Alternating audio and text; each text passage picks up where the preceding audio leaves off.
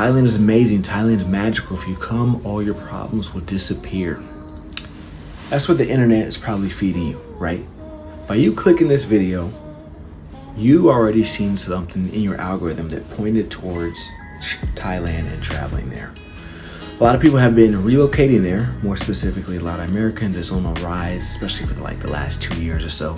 I first came out here about 4 years ago. It's now been about 5 times since I've been out here, and I definitely have considered living out here permanently long-term, and it's getting easier with the DT visa and things of that nature. They're making it a lot easier for people. You know, I've seen some people doing the language school route, the religious route, different routes to be able to stay here longer, right? Me personally, I'm going to address why I came here. Do I think it's a good long-term fit, short-term fit, etc.? How I compare it to all the other Asian countries I've been to recently. So for people who've been watching me for a while, you notice I went from this country, that country, this country, kind of almost in a big circle, right? The journey started with Thailand, and here we are, back in Thailand, of course. Now, for the people who are new, my content is about traveling and lifestyle, right?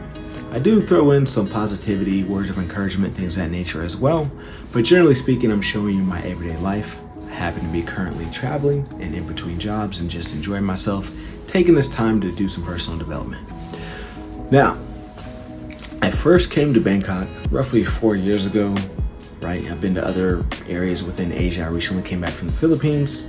I was in Cebu, Philippines. As you know, unfortunately, there was recently a major natural disaster in the Philippines. And I feel sorry for all the people in the southern Philippines and people who have family in the southern Philippines, because I know it impacted a lot of lives. When I was in the Philippines, I was there for about 3 days or so. And within those 3 days, there was 2 or 3 power outs, right? And I remember meeting another American guy. I actually met him my first hour landing in the Philippines, funny enough. And he was talking about, you know, he makes money online as well, but he was talking about, yeah, man, I'll introduce you to stuff. I'll show you around. Very good guy, good spirit. He's an author. He's doing his own thing. Shout out to him.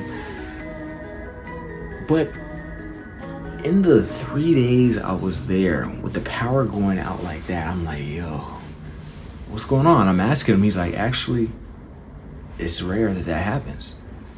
But then, you know, I was reflecting on things. I'm like, if it's rare, it may be true that it's rare, but the fact that they had a generator, right? I remember having a conversation with my father and bringing up the fact that, hey, they got generators. He's like, huh? You know, sounds like certain countries in Africa, unfortunately. And usually when a country has a generator or there's generators around like that, it may be more common than we would like to believe. So it leads me to believe that maybe it's fairly common with the power outage. And I saw the storm and stuff like that. You know, I talked to my Airbnb host. I was like, hey, can we work something out? Because I do a lot of online work, as you can see right now. I'm a content creator. I'm doing a video for y'all. I do videos for other people.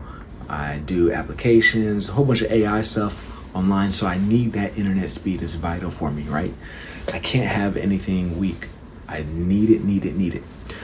So long story short, I was able to actually cancel my reservation and get a refund for the days I didn't book. So with that being said, I bought a last minute ticket back to Thailand. So to wrap this all up, full circle, we're going back to the original theme of the video. I'm leading to you why I chose Thailand. So prior to this, I also lived in South Korea. I've been in Japan 3-4 times. I'm in Vietnam. I was actually living in Vietnam for like 2-3 months. I've been to Malaysia, Singapore. I've been to a few countries within Asia. But the reason why I keep coming back to Bangkok, Thailand specifically, is I think it's a paradise, right? So there are countries that I truly love in Asia. I truly love Singapore. I truly love Malaysia. There's certain things I love about Japan. There's a few other these countries that I love. But I chose this one specifically because I'm looking at the overall balance, right? You got to think about the cost of living. You got to think about the safety factor.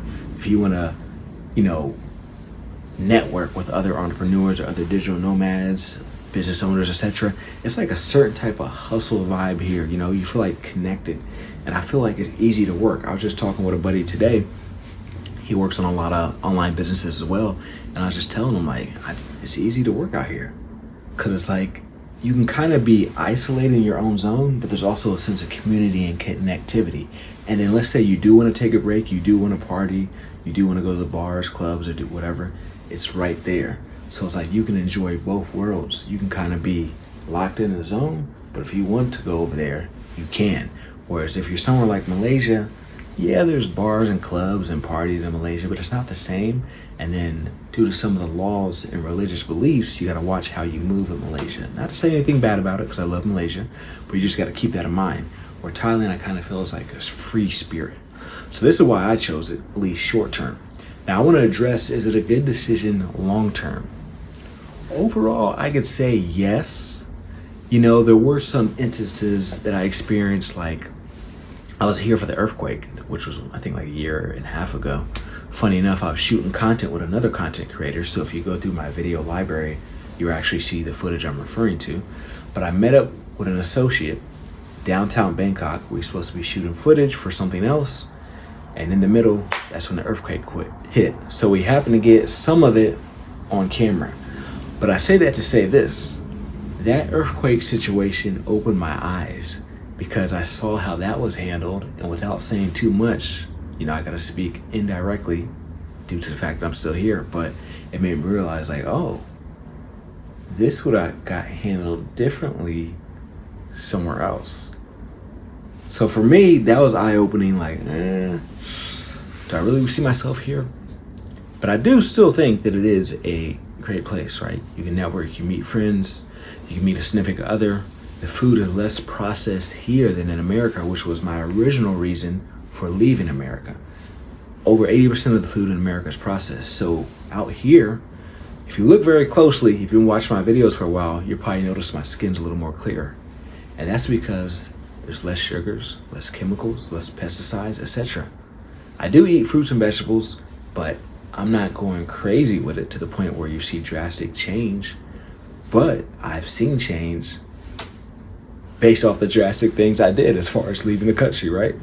So that's why I think it would be a good long-term fit. Now, short-term, I think it'd be excellent. You know, I just talked with another family member who wanted to come out to Asia, and I was telling them like, hey, if you're gonna get an introductory to Asia, I think Singapore, Japan, or Thailand are probably the top 3, right? Because if you go somewhere like Vietnam or South Korea, it's not that it's bad, but if that's your first taste of Asia, it may steer you in a certain direction that you may not want to go, and leave an impression on you how you think all of Asia is. Or if you're somewhere like Thailand, very